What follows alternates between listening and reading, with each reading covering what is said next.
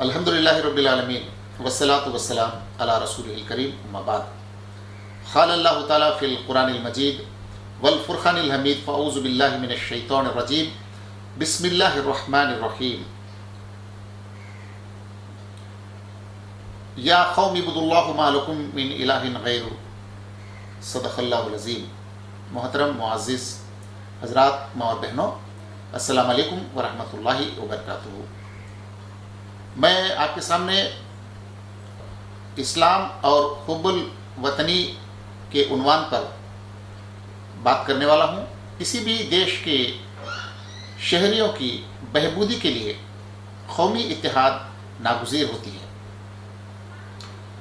اس کو حاصل کرنے کے لیے اقلیت، اکثریت اور مختلف مذاہب اور مختلف تہذیبی گروہوں کے مابین مضبوط اتحاد ہونا لازمی شرط ہوتا ہے. پرامن ماحول ہی میں ہمارے بچوں کی تعلیم، ہماری زراعت، ہمارے کاروبار، ہماری ملازمتیں اور ہمارے ملک کی حکمرانی آسانی سے چلائی جا سکتی ہے. اسی لیے ہمارا آئین اپنے شہریوں کو کل 11 ذمہ داریوں کی ادائیگی کو فرض قرار دیتا ہے.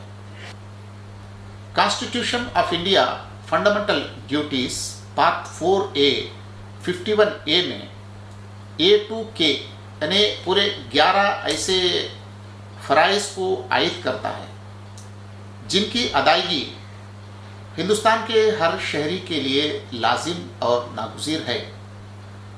ان میں سے میں 3 نکات آپ کے سامنے رکھنا چاہتا ہوں جو کہ بڑی اہمیت کی حامل ہیں.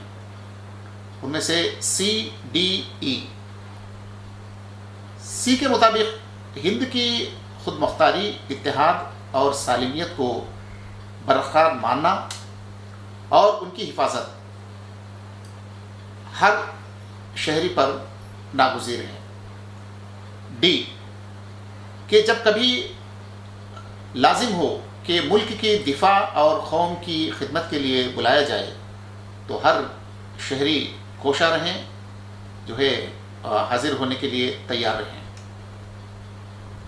اور اس کے بعد E کہ وہ شہری مذہبی، زبانی، علاقائی یا علیحدہ تفاریق سے اوپر اٹھ کر ہند کی تمام عوام کے درمیان ہم آہنگی اور مشترکہ جذبہ برادری کو فروغ دینے کا کام کرے. چونکہ ہمارے ملک کی اکثریت مذہبی ہے، لہذا شہریوں کے سامنے ان مذہبی تعلیمات کو اجاگر کریں جن کے ذریعے آئین کی عائد کردہ فرائض کی ادائیگی میں پختگی پیدا ہو سکے. میں ہندوستان کا شہری ہونے کے ناطے ہمارے آئین کے حکموں کی بجاوری کرتے ہوئے ہندو مسلم گروہوں کے مابین مشترکہ جذبہ برادری کو فروغ دینے کے ارادے سے اسلام اور حب الوطنی کے نام سے قرآن و سنت کی روشنی میں یہ کتاب تصنیف کی ہے. گزشتہ چند سالوں سے مسلمانوں میں حب الوطنی نہ ہونے کا الزام دھرا جاتا ہے. حالیہ دنوں میں کچھ لوگ اس پروپیگنڈے کا بھی جرات کرتے ہیں کہ مسلمان دیش کے غدار ہیں. یہ تو ان کی اپنی گندی سیاسی چال بازیاں ہیں. آپ کو معلوم ہے کہ جب 2 فریق ہوتے ہیں تو ایک دوسرے پہ الزام دھرتے ہیں. جب ایک مظلوم ہوتا ہے، دوسرے جو ہے ظالم ہوتے ہیں. تو اس موقع پر مظلوم کو کیا کرنا چاہیے؟ مظلوم جو ہے، کچھ ظالم لوگ اکثریت کے سامنے جب جو ہے بدنام کرنا چاہتے ہیں تو اس موقع پر ان کی بدنامی کو ناکام کرنے کے لیے کچھ اقدام ہم کو بھی کرنے ہوتی ہیں. تو اسی لیے اللہ تعالیٰ کا حکم ہے کہ وما اصابکم من مصیبت فبما کسبت ایدیکم، یعنی جو بھی مصیبت، جو بھی بدنامی، جو بھی پریشانیاں تم پر آتی ہیں وہ جو ہے تمہارے اپنے ہاتھوں کی کمائی، بلکہ اللہ تعالیٰ بتاتا ہے۔ تو ایک مظلوم ہونے کے ناطے ہم اپنی طرف سے کیا غلطیاں سرزد ہوتی ہیں، ٹھیک ہے، گندے لوگ اپنی گندی سیاست، اپنی گندی سیاسی مفاد کے لیے بہت سارے الزام دھر سکتے ہیں، وہ ان کی اپنی مرضی ہیں، لیکن ان جو ہے اس غلط پروپیگنڈے کو کامیاب کرنے کے لیے ہم سے کچھ اس طرح کی باتیں یا اس طرح کے جو ہے حرکات و سکنات ہوتے ہوں تو ان سے ہم جو ہے اپنے آپ کو بچانے کی کوشش کریں۔ جو آدمی اپنے کمزوریوں کو نہیں پہچانے گا، جو آدمی اس آدمی کے لیے دو نقصان ہیں۔ جو یہ سمجھتا ہے کہ میرے مسائل کی وجہ دوسرے ہیں، اس کے لیے پہلا نقصان یہ ہے کہ وہ اپنے غلطیوں کی نشاندہی نہیں کر پائے گا، اور نمبر دو ان کی اصلاح بھی نہیں کر سکے گا۔ لیکن اس آدمی کے لیے دو فائدے ہیں، جو یہ سمجھتا ہے کہ میرے مسائل کی وجہ میں خود ہوں، تو اس کے لیے پہلا فائدہ یہ ہے کہ اپنے خامیاں، اپنے اور خرابیوں کی نشاندہی کر سکتا ہے۔ پھر اس کے بعد دوسرا فائدہ یہ ہے کہ ان کی اصلاح کر سکتا ہے۔ ان مکار اور خود غرض سیاستدانوں کے پروپیگنڈے سے اگر عوام متاثر ہوتی ہے، ہمیں اپنے کردار کا محاسبہ کرنا ہوگا۔ اس ضمن میں دو سوال اٹھاؤں گا، ان میں سے کیا واقعی مسلمان حب الوطن نہیں ہے؟ دوسرا سوال، حب الوطنی اپنے دلوں میں ہونے کے باوجود اس کا اظہار کرنے میں مسلمان ناکام ہوتے ہیں۔ یہ دونوں سوالوں میں سے کون سا سوال صحیح ہے آپ بتائیے۔ میں سمجھتا ہوں کہ دوسرا سوال ہی صحیح ہے۔ تو خود غرض سیاسی مکاروں کے جھوٹے پروپیگنڈے سے لوگ متاثر ہونے کی وجہ ہماری یہ جو ہے دوسری کمزوری ہے، یعنی ہمارے دلوں کے اندر وطن کے ساتھ جو محبت ہے یا پھر قوم کی جو محبت ہے اس کا اظہار کرنے میں ہم ناکام ہوتے ہیں۔ یہ ناکامی ہمارے خلاف پروپیگنڈا کرنے والوں کی کامیابی بنتی ہے۔ اس بات کو ہم اچھی طرح سمجھیں۔ عام مسلمان حب الوطنی کا اظہار کرنے میں ناکام ہونے کی 5 بنیادی الجھنیں ہیں، جن کی وجہ سے وہ اپنے سینے میں بھری ہوئی بھارت ماتا کی محبت کا اظہار کر نہیں پاتے۔ اس موقع پر مجھے وہ حدیث یاد آتا ہے، ابو داؤد 5125، جس میں ایک واقعہ ہوتا ہے کہ حضور صلی اللہ علیہ وسلم کسی مقام پہ کھڑے ہوتے ہیں تو وہاں ایک شخص آ کے حضور صلی اللہ علیہ وسلم سے ملاقات کرتے ہیں۔ حضور سے بات چلتی ہے، اس درمیان میں کوئی تیسرا آدمی وہاں سے گزرتا ہے، تو جو حضور صلی اللہ علیہ وسلم کے پاس کھڑے ہوئے ہیں وہ حضور سے کہتے ہیں کہ یا رسول اللہ صلی اللہ علیہ وسلم، اس شخص سے بہت زیادہ محبت کرتا ہوں۔ تو حضور صلی اللہ علیہ وسلم نے پوچھا کیا آپ نے اس بات کو اس کو بتایا؟ تو اس شخص نے کہا نہیں۔ تو حضور صلی اللہ علیہ وسلم نے کہا کہ جائیے اس کو بتائیے اس بات کو۔ تو فوری وہ شخص جو ہے وہاں سے گیا، پھر جو ہے اس شخص کو روکا، پھر اس کے بعد کہا کہ میں اللہ کے لیے آپ سے محبت کرتا ہوں۔ تو اس شخص نے جواب میں یہ کہا کہ جس خدا کی خاطر مجھے آپ محبت کرتے ہوں وہ خدا آپ سے بھی محبت کرے۔ اس حدیث سے ہمیں ایک بات سمجھ میں آتی ہے کہ محبت جو ہے دل میں ہوا کرتا ہے، وہ چہرے پہ یا پیشانی پہ لکھا ہوا نہیں ہوتا ہے۔ تو پھر اس کو جو ہے جس سے آپ کو محبت ہے تو اس کو بات بتایا جائے، یہ حکم رسول ہے۔ اگر اس پس منظر میں حضور صلی اللہ علیہ وسلم ہمارے ساتھ ہوتے تو حضور صلی اللہ علیہ وسلم ضرور کہتے کہ بھارت کے ساتھ، بھارت کی قوم کے ساتھ، اس دیش کے ساتھ جو محبت تمہارے دلوں کے اندر بھری پڑی ہے اس کا اظہار حسب موقع آپ جو ہے لوگوں کے سامنے کرتے رہیں۔ یہ کام نہیں کرنے کی وجہ سے ہی آج چند لوگوں کی جو ہے غلط پروپیگنڈا، جھوٹا پروپیگنڈا اکثر لوگوں کے اندر جو ہے عام ہوتے چلے آتا ہے، اکثر لوگ اس بات کو ماننے پر مجبور ہوتے ہیں۔ اب آئیے جن 5 الجھنوں کی وجہ سے مسلمان اپنے دل کے اندر جو محبت بھارت ماتا کے حق میں ہے اس کا اظہار کر نہیں پاتے ہیں، وہ ایک کے بعد دیگر میں آپ کو سناؤں گا۔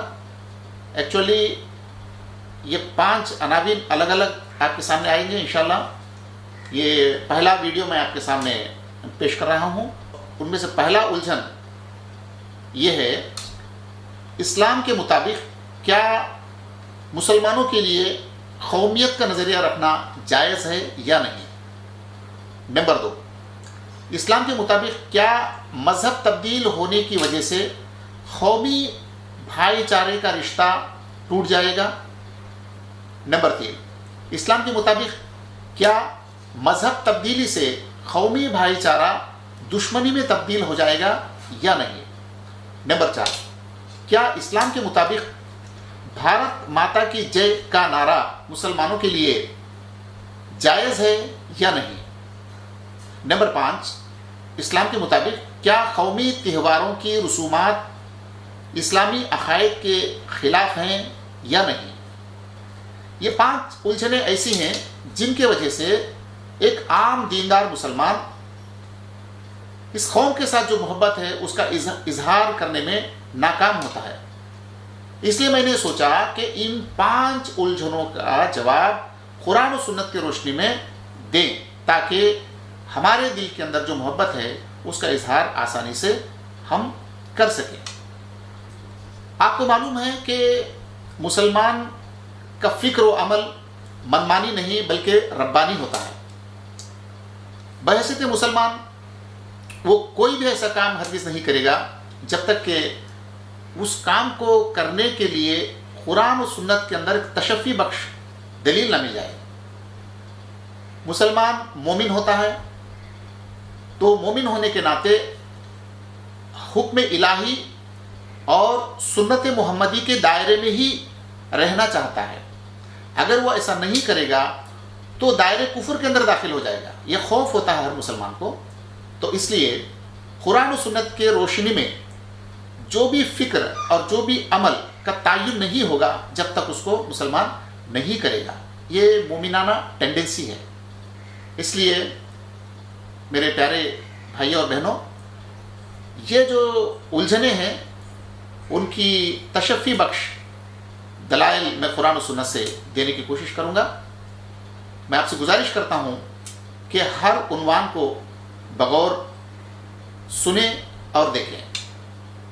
پہلا عنوان یہ ہے کہ اسلام کے مطابق کیا مسلمانوں کے لیے قومیت کا نظریہ رکھنا جائز ہے یا نہیں؟ قرآن کے مطابق انبیاء کرام قومیت کا نظریہ رکھتے تھے۔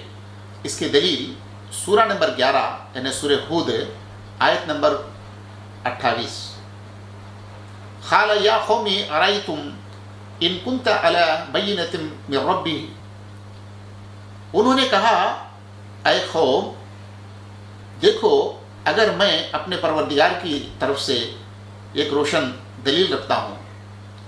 یعنی اس آیت میں غور طلب نقطہ یہ ہے کہ ایک نبی جو ہے اپنے مخاطبین کو جو ہے یا قوم کے جو ہے نام سے پکارتا ہے یا قوم کے نام سے مخاطب کرتا ہے۔ تو اس سے یہ معلوم ہوتا ہے کہ نبی ایک قوم کا نظریہ رکھتا ہے۔ تو یہاں ایک اعتراض یہ بھی ہو سکتا ہے کہ ایک نبی انسان بشر ہوتا ہے، اس کے لحاظ سے وہ بشری تقاضے کے اعتبار سے اپنے لوگوں کو قوم کے نام سے یا قومی بول کے پکارا، لیکن اللہ کے نقطہ نظر یعنی اللہ اس قوم کے نظریے کے اعتراف نہیں کرے گا، اس طرح کی بات بھی ہو سکتی ہے۔ لیکن قرآن مجید کا مطالعہ جب ہم کرتے ہیں تو اللہ تعالیٰ خود بھی قوم کے نظریے کا اعتراف کرتا ہے۔ جیسے سورہ نمبر 7 سورہ اعراف آیت نمبر 59، لقد ارسلنا نوحا الی قومہ، یعنی نوح کو ہم نے ارسال کیا، یعنی نوح کو مبعوث کیا اس کی قوم کے اندر، تو اس سے کیا سمجھ میں آتا ہے کہ جو ہے اللہ تعالیٰ نظریہ قوم کا اعتراف کرتا ہے۔ اسی آیت کے بعد کا حصے میں کہا جاتا ہے فقال یا قوم اعبدوا اللہ ما لکم من الہ غیرہ، اور نوح علیہ السلام اپنے قوم سے، اپنے سامنے کے لوگوں سے یا قومی کے نام سے جو ہے مخاطب ہوا ہے۔ تو اس سے بات واضح ہو چکا ہے، قوم کے نظریے کو اللہ خود اعتراف کرتا ہے۔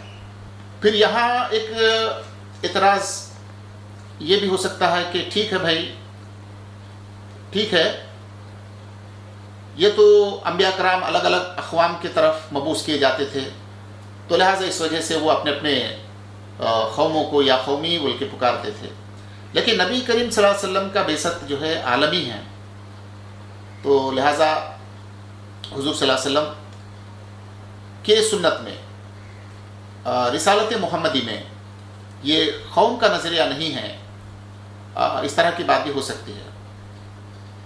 تو قرآن کے مطالعے سے ہمیں معلوم ہوتا ہے کہ نبی کریم صلی اللہ علیہ وسلم کے رسالت میں بھی نظریہ قوم ہے، اس جو ہے نظریہ کا اعتراف خود نبی کریم صلی اللہ علیہ وسلم نے بھی کیا ہے، جیسا کہ آپ دیکھ سکتے ہیں کہ سورہ نمبر 25 یعنی سورہ فرقان آیت نمبر 30 فقال الرسول یا ربی ان قوم اتخذوا ھذا القرآن مہجورا، رسول اللہ صلی اللہ علیہ وسلم کہیں گے قیامت کے دن کہ اے میرے رب، میری قوم کے لوگوں نے اس قرآن کو نشان تضحیک بنا لیا تھا۔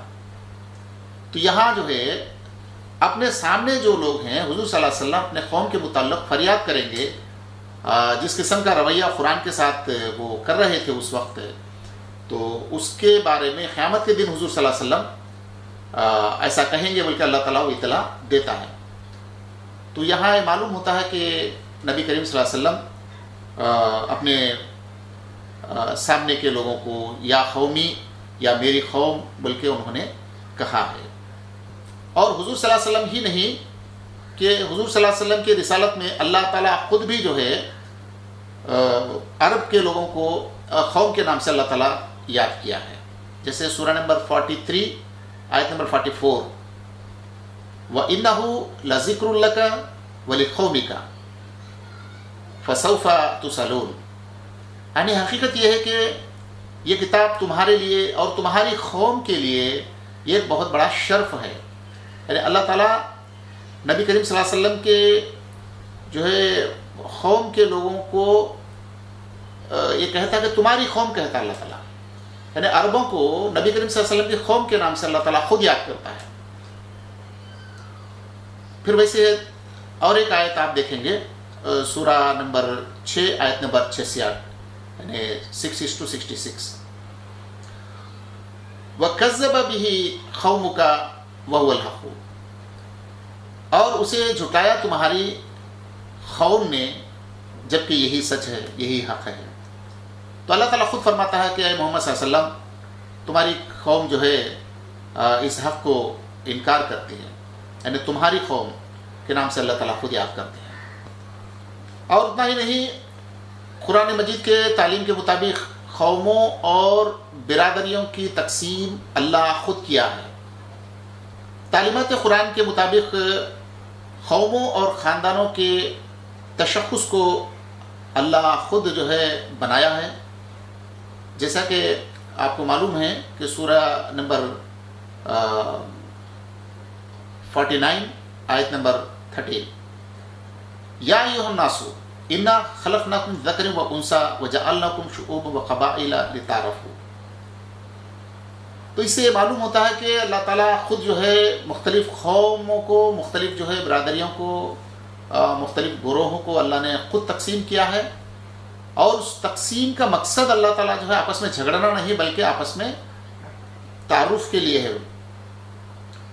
تو یہ تعارف کا جو سلسلہ ہے یہ تا قیامت ہوگا، لہٰذا جو بھی قومیں، جو بھی برادریاں یا تہذیبی طور پر یا پھر جو ہے ان کے کیا کہا جائے کہ معاشرتی اعتبار سے ان کے اندر جو وہ تفریق جو پایا جاتا ہے اس کو برقرار رکھا جائے، چونکہ اللہ کا منشا یہ ہے کہ وہ آپس میں پہچانے جائیں. جیسا کہ عربستانی حضور صلی اللہ علیہ وسلم سے پہلے بھی عربستانی تھے، ان کا عربی حال حلیہ، ان کا عربی کھان پان اور عربی تہذیب و تشخص ان کا جو تھا، تو ایمان لانے کے بعد بھی وہی رہا، آج تک بھی وہی جو ہے ان کا تشخص ویسے ہی ہے. تو ویسے دیگر جہاں کہیں کے بھی جو الگ الگ جو گروہ ہیں وہ ان کا تشخص تا قیامت ویسے ہی برقرار رہے. اسلام تشخص کے تبدیلی کے لیے نہیں ہے، تہذیبی تشخص کے تبدیلی کے لیے نہیں، بلکہ ان کے فکر و عمل کی تبدیلی یا ان کے فکر و عمل کے سدھار کے لیے اسلام آیا ہے. تو اس بات کو ہمیں سمجھنا چاہیے. ان آیات کے مطالعے سے ہمیں یہ معلوم ہوتا ہے کہ مسلمان جس کسی بھی قوم کے اندر ہوں وہ اسی قوم کے تشخص کے اندر رہیں، نہ کہ کوئی دوسرا جو ہے تشخص اختیار کرے.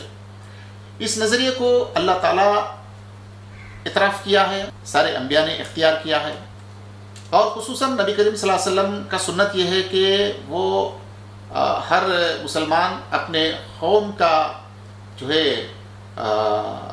فرد ہونے کا جو ہے تصور رکھے. یہ سنت محمدی ہے. ہندوستان کے مسلمان ہندوستانی غیر مسلموں کو ہم قوم سمجھے، نہ کہ غیر قوم، کیونکہ ایسا سمجھنا ہندوستان کے آئین کے مطابق جرم ہے اور قرآن و سنت کے مطابق ناجائز ہے. جے ہند.